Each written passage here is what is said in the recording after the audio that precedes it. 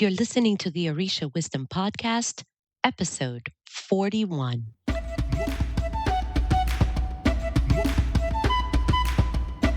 Welcome to the Orisha Wisdom Podcast, where positivity and spirituality create an enhanced life's journey with the wisdom of Ifa and Orisha. I am your host, Omileti Olubunmi.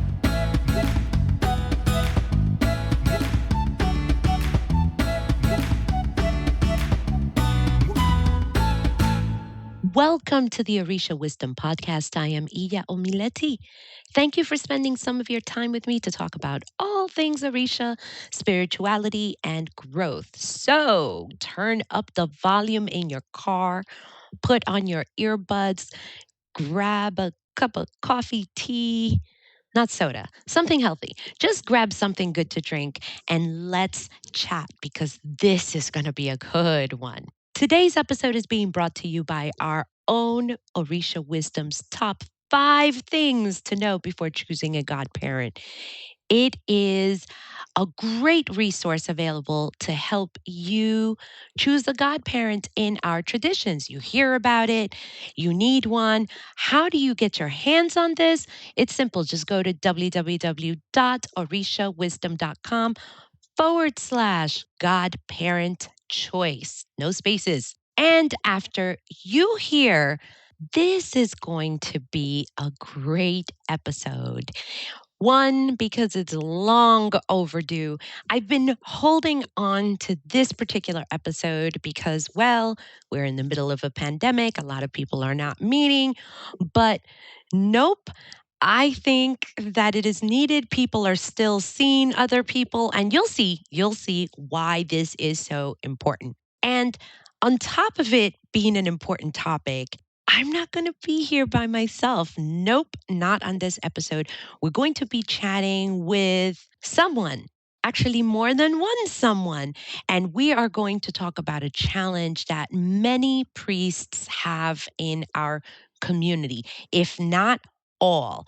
This is a challenge that has been happening for years and years and years. And well, what is this challenge? Dun dun dun. I need drum roll. Dun dun dun. Lateness. We're going to talk about the effects of latenesses in our traditions. I can promise you that this will be getting very real and not from my perspective, but from other priests in different parts of this country and in different lineages.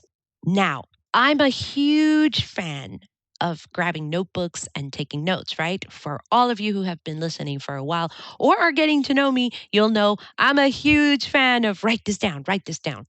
However, not on this one. I really just want you to listen and really listen. Don't be defensive. Don't be like, but I'm late sometimes. Just listen. Just listen and hear this information. I'm excited. Are you excited? I hope you're excited because I'm excited. Okay, now for real, let's get this party started. Let's start with the first conversation. Here we go. Thank you so much for joining us and agreeing to come to the Orisha Wisdom Podcast. I'm very excited to have you on board today. So for all of the listeners that we have, who are you and from what lineage? Hi, my name is Baba Hector, and I'm from the Olubunmi lineage. Awesome. I've known you for such a bit, and it's been such a ride. I'm just so excited that you were able to come on board. I have a couple of questions for you. Have you ever had someone be late to their reading or a bow? Actually, yes. I had a god sister who was late to her reading, actually, about 5 years ago. Okay. So how did that lateness affect her spiritual work? What happened that you could share? Well, she was kind of late, and What does that mean, kind of late? Well, she was about 15 minutes late. Oh, Usually a reading can go into depth, especially a Orisha reading can go into depth for mhm. an hour or so, depending on the Odun or how complex it is. If it's easy, then it should last maybe like 15 minutes or so. But if the Oduns become rare and the Oba has to dig into the Oduns and find out exactly what is happening, then it can last between a half an hour to an hour. So you have to keep that in mind that we don't know what's behind the doors that the Orisha is trying to speak upon. So in that particular instance, how did her lateness affect that reading? Well, the Oba, he didn't have this wasn't his 9 to 5 job. He actually was a post office man. Mhm. So we had scheduled at least 2 hours prior to his job before him going to work. And that would give him time to do a reading and then to travel to work, change into his post office man clothes, and go to work. And that actually made him late to his job, about a half an hour late that he had to call in. Ugh. Okay. Okay, so that definitely shows that her lateness for this particular example affected the Oba. That's the priest who was reading her. Correct. Did this affect her in any way or just the reading? Well, it didn't affect her. It affected the reading because, maybe he could have gone to a little bit depth. Some people don't understand that there are others, who have a normal job and they do this maybe, I want to say part-time. You Oh, understand what you I'm mean saying? that priests are not always just there waiting to read you? Yeah, priests are not always there waiting there. I mean, there's a few people, there's some people that work and do this religion, and there's some people that do this religion 24/7. Not everybody is the same. Mm-hmm. So it's good that the godparent let the godchild know that, hey, this person has a job, they have to be at work at a specific time. This person is taking time out of their day to try to help you.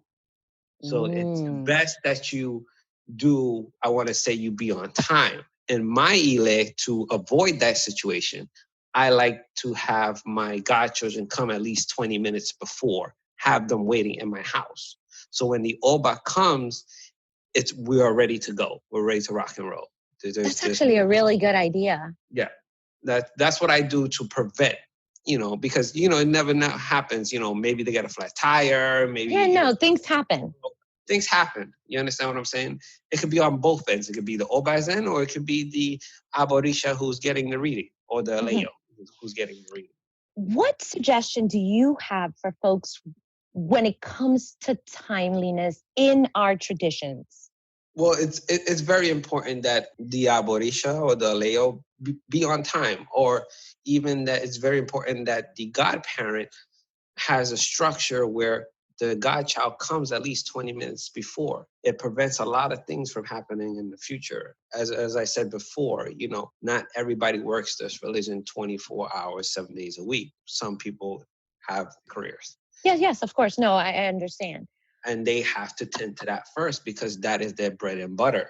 You have to Mhm. understand that is just the way it is in this world as we speak. I love it. I think that that suggestion actually is very helpful. And we do have priests who are listening. And they're like, that looks like that could be a good idea. That's a good idea to implement. So, your suggestion is to be sure to be at least 20 minutes before the reading there in the house before, so that when it's time, you just boom, start. Correct. All my ceremonies that partake in my ile is 20 minutes. It could be anything. It doesn't Love matter it. what it is. I I I love have it. that rule where it's 20 minutes before to make sure they're calm, they relax. I give them water, soda, coffee, whatever they want to make sure that they're at ease and they're waiting patiently. I love that because something that what you didn't say, but you did say, is that when people come in and they relax, they have their drink of water, their energy kind of like centers, and now they're ready to receive whatever it is, the ceremony, the abode, the reading, and they're not coming in like, oh my God, I'm frantic, and there was a car crash, and then you're coming in with that energy, and you don't even have time to settle down before Correct. you do that. I Well, love it. Right. Like 2 weeks ago, I actually did a Aleke ceremony, my first one, where I had the Yawol come at least a half an hour before. And I mean, the Orisha come a half an hour before. And when he came a half an hour before, I put him next to the wall, facing the wall, the towels cover over his head. And I told him to concentrate. So he was there already 15 minutes concentrating on his audio and focusing his meditation before the elders came in. And when the Love elders it. came in, we was good to go. Everybody was I good. love it. I really love it. And there's no way. I love it. Yep. Thank you so much for your time. I know your time is precious. For your time, where people are going to want to know more about you. Where can folks find you online? Well, I'm the author of Orisha's the children's books. You can find me. Yes. Yes, sorry about that. You can find me on Instagram on Orishas _ the children's books. Or you can Don't just worry Google. about it, people. I am going to put this into the show notes. My son loves those books. I'm serious. He really does. And I actually have a new book called The Beginning. So if you want it, just Insta message me on Instagram or Facebook, like Orisha's the children's books. If you Google it, both of those are going to pop up. Love it. Thank you so much. Adupe pupo. Adupe. Wasn't that something? Now, to keep this moving, let's see what someone else has to say. Let's get ready for the second interview. Thank you so much for your time. I am super excited to have you in the Orisha Wisdom Podcast, Baba. How are you? I'm good, thank you. As you know, I'm like battling a little bit of bronchitis.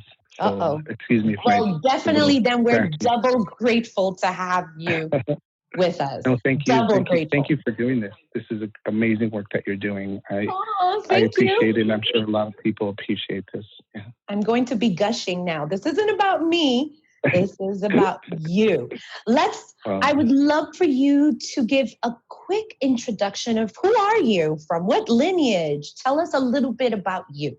So I'm an Aluo or Babalao of 18 years. I grew up in the religion. And religion. what's your name?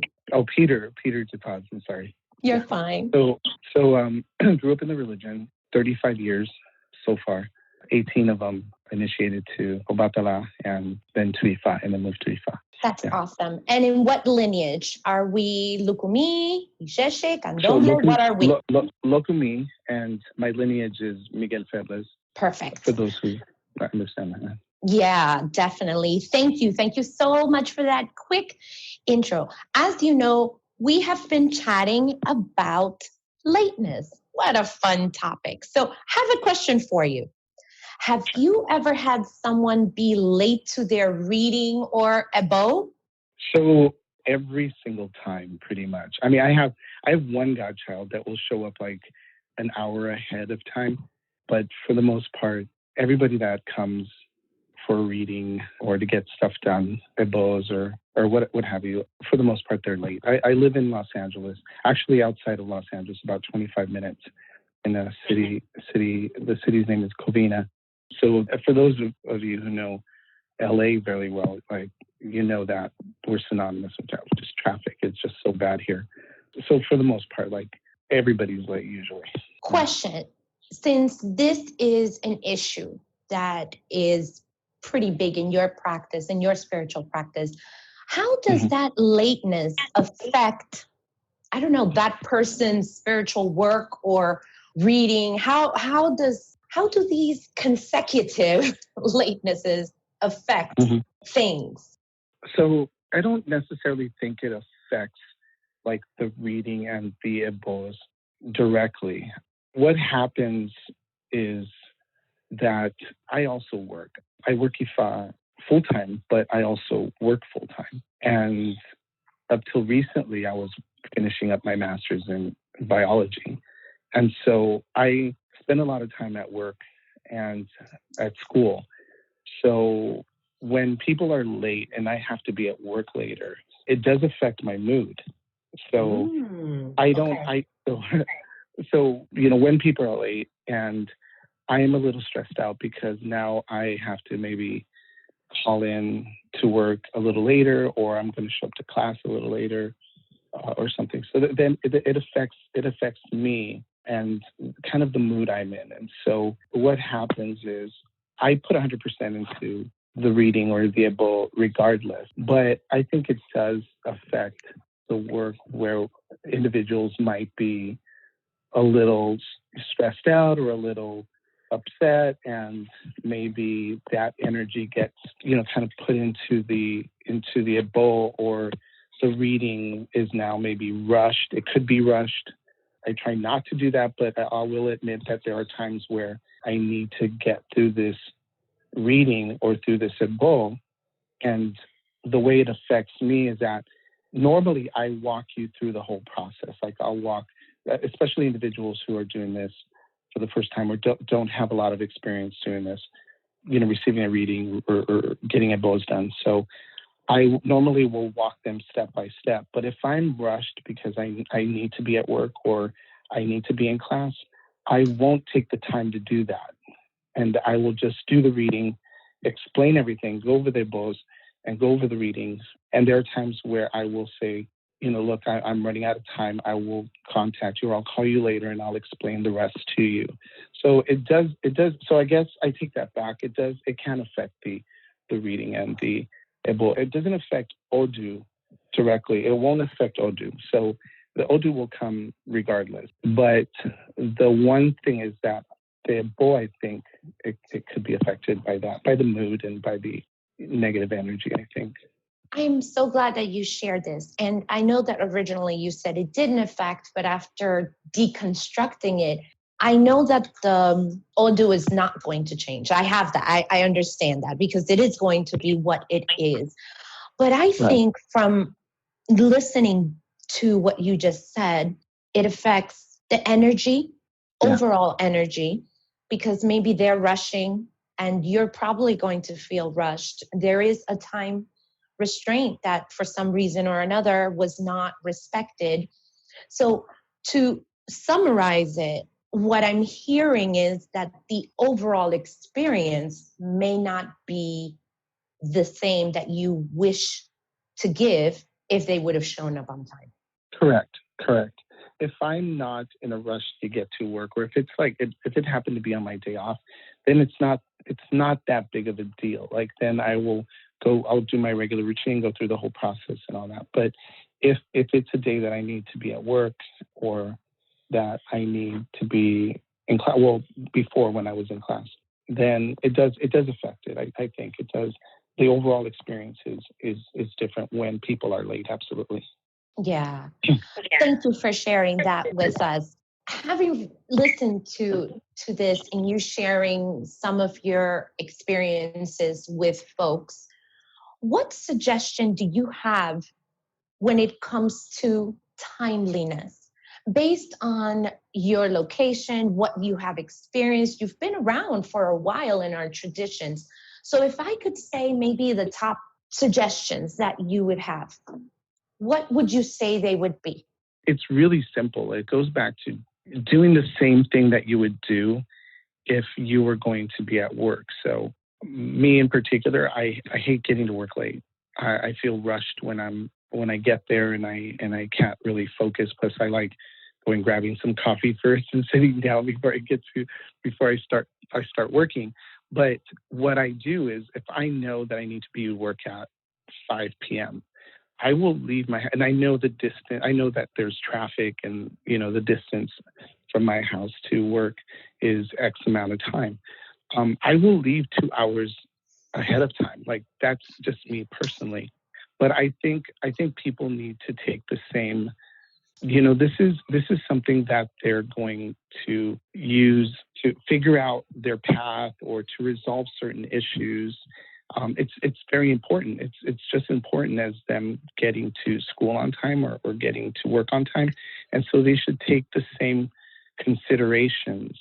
And so I feel that people applied the same, kind of responsibilities to getting to work on time, to getting to their appointment on time. I think that would be the main one. It's just the common sense, really. If you have to be somewhere at a certain time, leave early. Schedule that. I always schedule to be at work 30 minutes early, but I always get there an hour early. I would say that would be the number one way of resolving that issue. Okay, thank you. I love it. So basically, just use common sense, leave early, and treat it like if it was a very important job or a job interview, I would say, because you're never late to a job interview or school. You have to be there on time. I love it. Thank you so much for your time. But before we go, I hope that people can also find you. Where can they find you online? Maybe they want to know more about you. So they can find me online. Just, Google my name, Peter DePaz, and I'm on Facebook. And the other way to get a hold of me is I have a page where, and I believe you're familiar with it, yes, where I have a few other priests that are pretty tenured. I think the youngest one is maybe about 8 years in Santo, in Crown Docha. So we have a few other priests scattered throughout the United States, and actually a friend in the UK as well. And so I have a page called Santeria 101, and it's a teaching page. And it's, we put out information out there to help people get familiar with the religion, and we break down certain aspects of the religion. So I'm on there like 24/7 practically. So Santeria 101 is another place where you can reach out to me. Fantastic. Thank you so much for sharing. Don't worry, to all of our listeners, we will definitely add this information to the podcast show notes.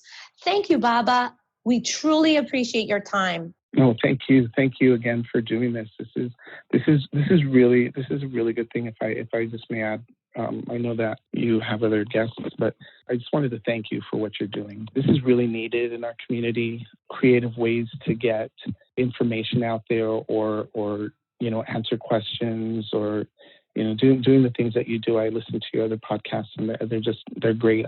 I love it. Thank you so much, Baba. You're gonna make me all gushing and all pink. Thank you. No, thank you. I hope that you've been listening and really listening. Now, let's get ready for another point of view.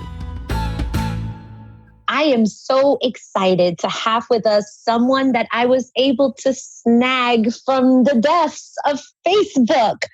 But I am so excited to have her here with us. And that would be Orisha Fran Ross. Thank you so much for being with us at the Orisha Wisdom Podcast. How are you? I'm well, thank you. How are you? I'm excited. I really am. I'm 5 years old, trapped in a 40-ish body. But I know that we are going to have a conversation. But before we start talking about this topic, can you please tell our listeners, who are you? What lineage? What, all that good stuff, so that they know where you're coming from before we get started. Sure. So my name is Fran Castellanos Ross. I'm an Oshun priest of 22 years from Brooklyn.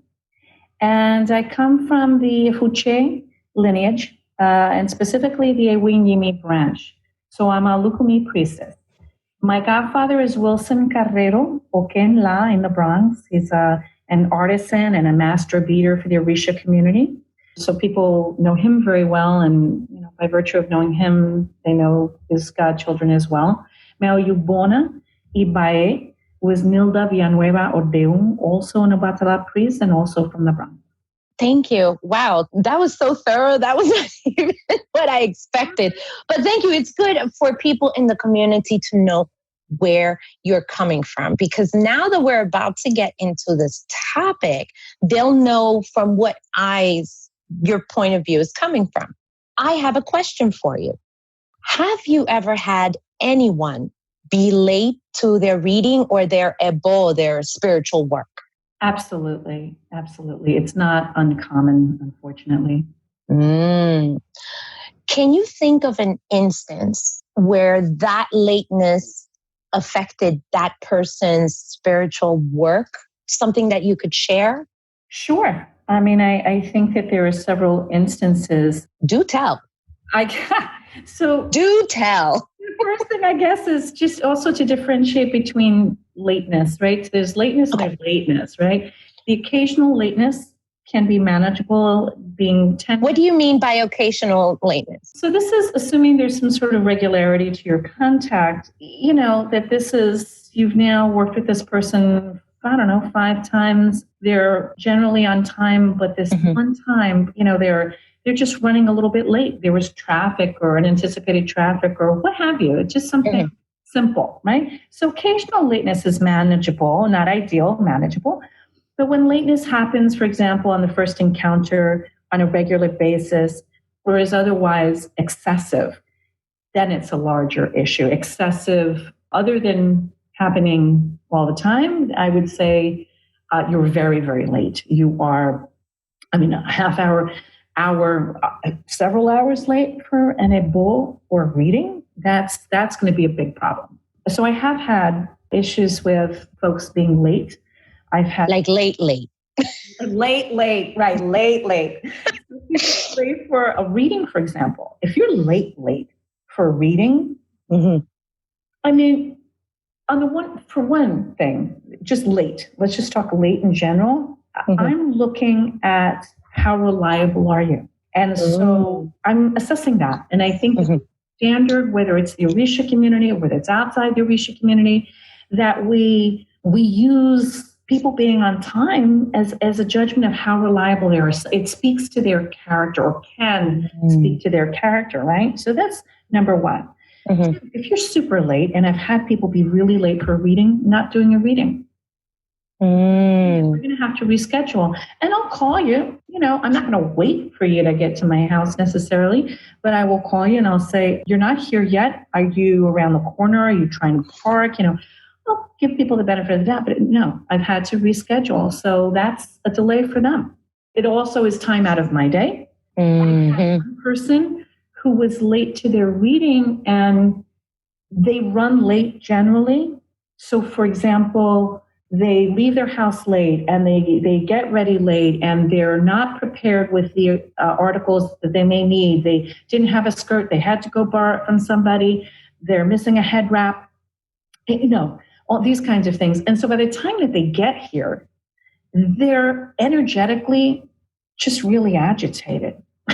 So that do I know for sure that disrupted a reading? Hard to tell, but I would much prefer reading you when you're in a calmer space. The calmness of the head is really important. And so that's just, some of the simpler circumstances. Have you ever had to deal with somebody who was late for an ebo, or was that just not done? Like if they were very, very late, did you just say, we're not starting? I have had people be late for an ebo, and we have still been able to do it. However, it's more, the effect has been more just grumblings. I'm a little irritated that I've set aside this time for you and now you're late. I haven't had it happen to me, but I've seen it happen where there's a missing ingredient or that we need, or there's something that needs to be replaced that was needed for that ebo. And if you're late, we may not have the opportunity to find a place that's open to replace that ingredient, and therefore the ebo cannot happen. The other thing, and again, hasn't happened to me, but there are ebos that must be done within a certain time frame, such as, for example, a certain time of the day. And if you miss that time frame, it can't be done. Is there anything else that you remember with an effect of how it affected or impacted the person other than it didn't get scheduled? Or Yes. So people, for example, when lateness is on a regular basis, that's more when I see it affect people, not so much psychologically or in terms of how the actual Ibo or the ceremony goes per se, but people will perceive you, I will perceive you, and others present at a ceremony, for example, will perceive you as unreliable. And so it's very hurtful in terms of relationships in the community. This community is based on relationships. And to me, that's one of the most fundamental ways in which being late injures you or injures your participation in this community is that they will be considered unreliable. And you will not necessarily be called. You will not necessarily, if you're not part of the actual community, if you're a client, I don't have to reschedule you. I don't have to work with you. I mean, if you're going to keep doing that, it's really disrespectful. And I've had that happen where I have to really consider whether the person didn't show up at all. The first time for their abo, and I had all the ingredients ready. We had agreed in advance that I would prepare this bath. It had to be done from one day to the next. And I spent all the time doing that, and they were supposed to arrive with payment the next day. I now never do that. You're going to have to pay in advance. The person never showed up. I had to really think about, do I want to reschedule this person at all?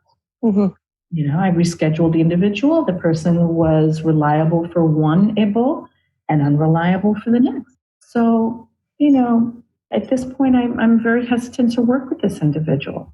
Interesting that you mentioned that. You mentioned reliability twice. One is how reliable are you? I got that from the first time when you're just saying, if you're late, especially at the first time, meeting. And then if you're late on a regular basis, people will perceive you as unreliable. You mentioned something. You said, I'm not sure if I want to work with this individual. If you know that in our traditions, especially in Lukumi, referrals are important. So you mentioned your house and your godfather, right? If I say, well, I worked with this Orisha, they're probably going to ask you, that girl, whoever, her, that Omileti person, do you know her? Have you ever seen, oh yeah, she was late, or she didn't behave, or she was disrespectful? And people don't realize that within our community, priests will talk, because we also are responsible for the energy that we bring into our spiritual houses. I mean, as a priest, has it happened that I have been, yes, it has happened that I've been late. And of course, I hate being late.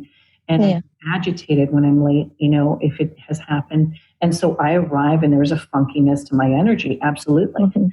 Now, and I'm not going to, I need to make sure that, I sort of get myself into a headspace and a calm space so that I can now be the best priest in that room. Energetically, it does change you. That kind of like the late agitation, right? But this community is based upon reputation, period. And so I was, not lucky, but I mean, I was a very hard worker. I was on time, not only on time, but I'm early. And so people know me in the community as, yes, she's the one that stayed until 5 o'clock in the morning and nobody else was there. Right? She was one of the last standing, right? The last people standing. That's right. That's me. And that's my reputation in the community. And so when it comes down to, we need another priest, like, wait a second, Fran, right? It makes all the difference in the world. Yeah. That's an amazing point that you just said. I wrote it down. This is really good. Our community is based on reputation. And reputation comes from what you give. What you give and your behavior, what you do, who you are. It's like your personal brand as a human being on what you do. That's amazing. And I think that is really good. I wrote it down like in big. Yeah. And that's really been it. The one big takeaway for me. And so. Absolutely. Let me ask you, what suggestion, if anything, do you have for folks when it comes to timeliness or avoiding lateness? take it seriously. I mean, that's the first thing is I think when people take things seriously, they arrive on time. So simple things that we would normally do on a regular basis are things like confirming your appointment time, confirming directions, confirming what it is that you may need to bring. Take the relationship seriously and the fact that this priest is not sitting around all day for you. It's an appointment time, just like your doctor's appointment time, like anything else. And it's fascinating to me that people who would never be late for will be late for a reading or an ebo. Why is it different, right? So strive to arrive early. Arriving early allows you, first of all, time to, deflate from your commute. What if your commute was horrible? This happened that never happened in New York City, right? Arrive early so you have a chance to settle in so that your energy is just calm and focused and your head is cool and you can take in. I hadn't thought about this until I'm saying it right now, but the possible effect of not being able to take in what's happening because you were late and you were agitated and you've got other things on your mind, or maybe you're now running behind and you have other things to get to, that can actually affect, for example, a specific kind of Ebola, like a head rogation. It really could affect something like that. So anyway, I know I just went back and forth, but... No, you didn't, because I think this is what I got. The advice that you're giving, it was long, but it wasn't. To take it seriously, and then you broke it down. How you can get into the habit of confirming the time, asking for the exact directions, what do I need to bring, and to get there early because it'll settle your energy. You've mentioned this in our chat today, that the word energetically, a person has to be correct, because I honestly do think that a person's energy, it will influence the ebo and the reading. I've seen it.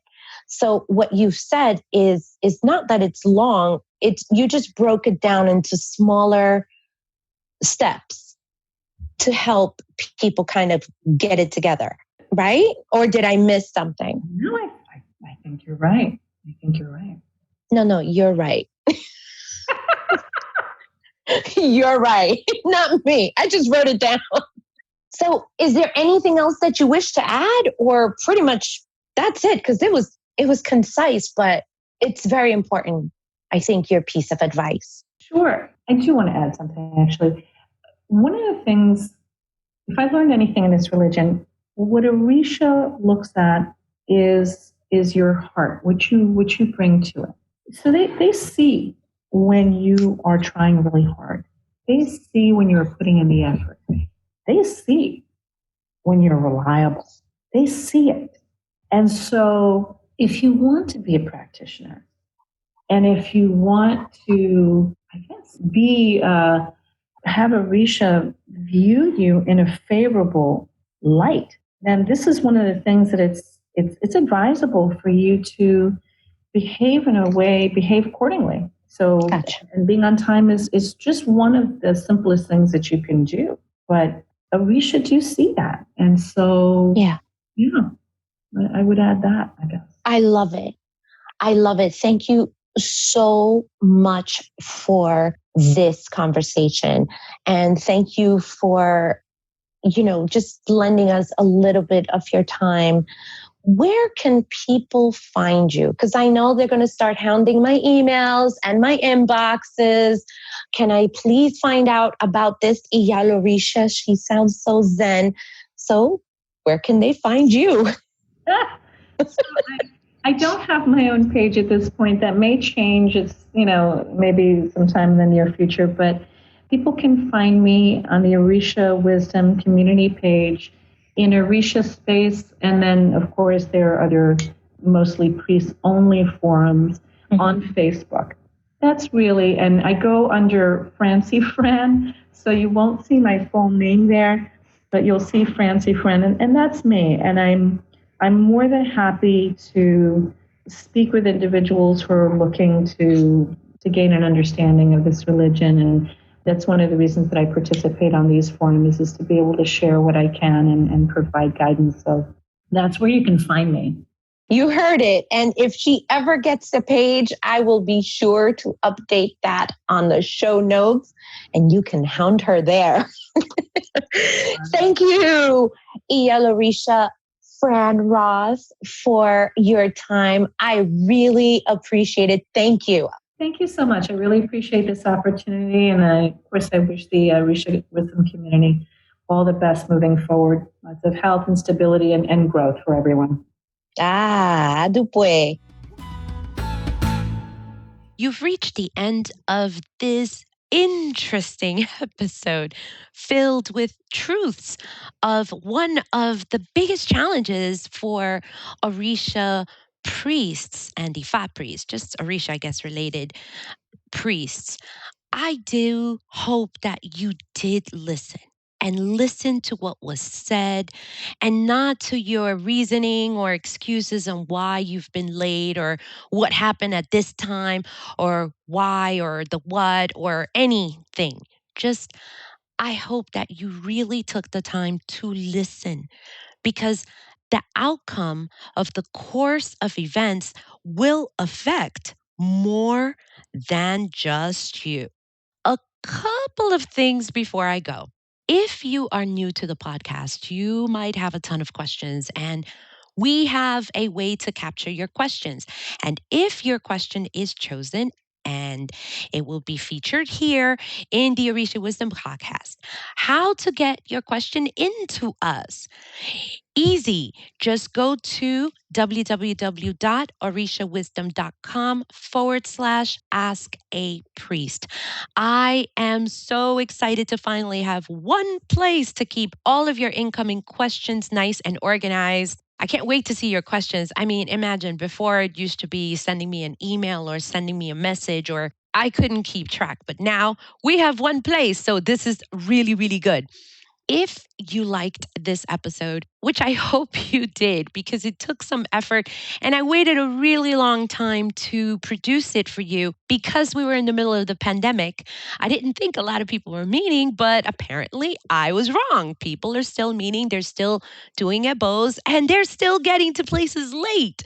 Can you imagine that? But if you really like this episode, like it, comment, and of course, share it. And if you're on YouTube, like the episode and subscribe and click on the little bell icon so that you will be the first to know when there is a new video uploaded of the podcast. I will link you to the YouTube channel on the show notes so you don't have to worry about a thing. For the show notes, it's easy. Just go to www.orishawisdom.com/the number 41, which is the number of this episode, 41. In there, I will also add all of the info that was discussed here. And I really just want to tell you thank you for hanging out with me until the end. I'm serious. You're awesome. And I hope that you listened and that this was useful to you. One more thing. If you're new to the Orisha traditions and you have a ton of books that you have and follow 50 or 100 people on YouTube about the Orishas, and you just want to know where you can start, I highly suggest Alejos 101, and it will be reopening soon. If you're really serious about learning, go to www.orishawisdom.com/A101 coming soon. Something very new will be changing to it, and I can't wait. And if you missed that one, don't worry. Just go to the link, and I will let you know when it will be opening up the next time around. Lastly, some of you have been wondering, I've received some great messages on what I have been up to in the middle of a pandemic. I have been going through a major creative surge. You're like, creative? Yes. I've been creating new lettering signs, Orisha rings, Orisha Adimu dishes, which are dishes that are used for offerings to the Orishas and inspirational messages. If you want to check them out, go to Instagram, and my handle is at Iya Omileti, but I'll post more information on the show notes. And oh my God, phew, that's it for announcements and stuff.